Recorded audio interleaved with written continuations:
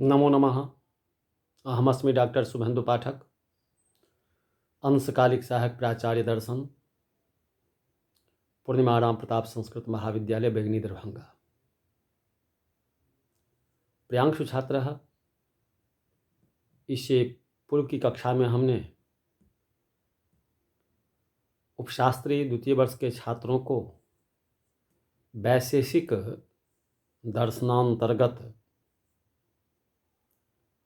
द्रवत्व एवं स्नेह के संबंध में कहे हुए थे। उसी के संदर्भ में आज शब्द के संबंध में कहने का प्रयास कर रहे हैं। तो प्रियांशु छात्र, शब्द श्रोत्र के द्वारा गृह्य मान गुण शब्द है। यह शब्द द्रव्य है, गुण नहीं।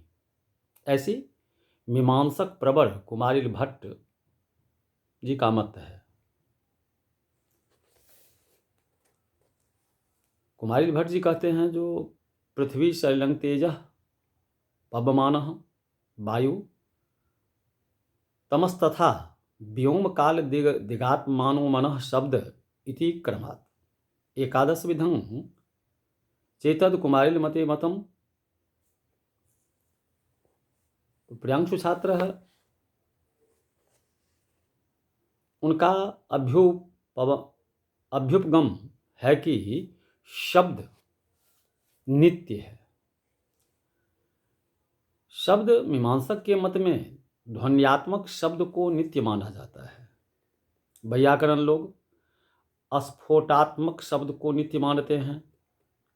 बैखरी को तो अनित्य ही मानते हैं। अतएव परसन्निकर्ष संहिता के भाष्य में उच्चरित प्रध्वंसत्वाच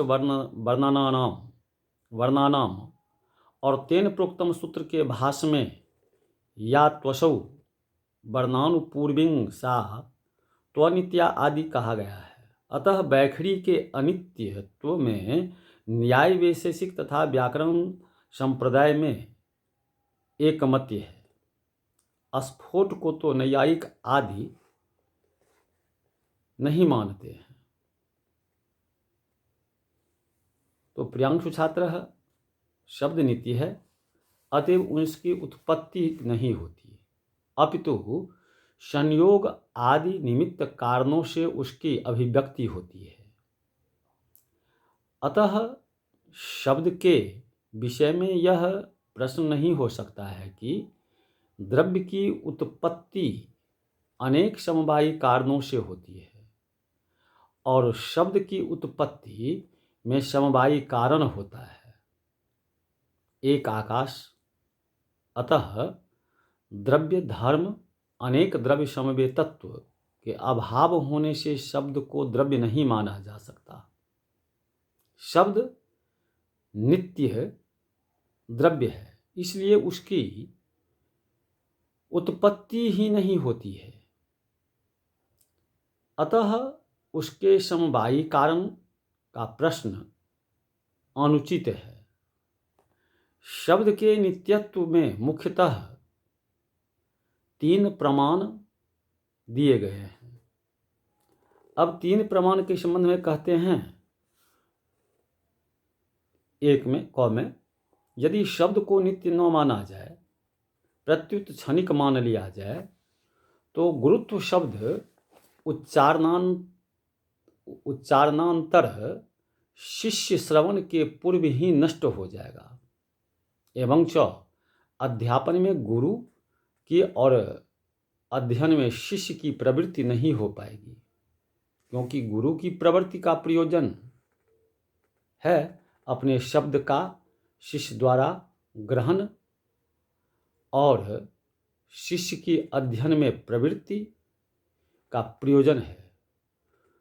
गुरूपदृष्ट शब्दों का श्रवण यदि शब्द क्षणिक हो तो 2 में से किसी एक के प्रयोजन की सिद्धि नहीं हो सकेगी।